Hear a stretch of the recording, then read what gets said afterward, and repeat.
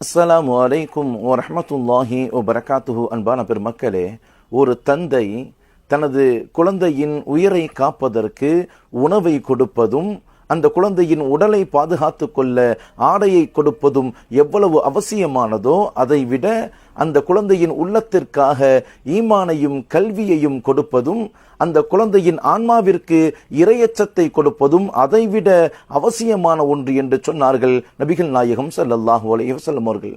நாளை மறுமையில் சுவனத்தில் ஒரு அடியானுக்கு அவனது அந்தஸ்துகள் உயர்த்தப்படும் போது ஆச்சரியத்தோடு அந்த மனிதர் கேட்பாராம், இறைவா, இந்த அந்தஸ்து எனக்கு எப்படி உயர்ந்தது? இறைவன் சொல்லுவானாம், உனது குழந்தையை நீ இறையச்சத்தோடு கல்வியை ஊட்டி வளர்த்ததால் அந்த குழந்தை உனக்காக பிரார்த்தனை செய்தது, இந்த அந்தஸ்து உனக்கு கிடைத்தது என்று இறைவன் சொல்லுவானாம். அன்பானவர்களே, நமது குழந்தைகளுக்கு இறையச்சத்தோடு கல்வியை ஊட்டி வளர்ப்போம். அல்லாஹ் நமக்கு ஈடேற்றத்தை வழங்குவான். சலாம்.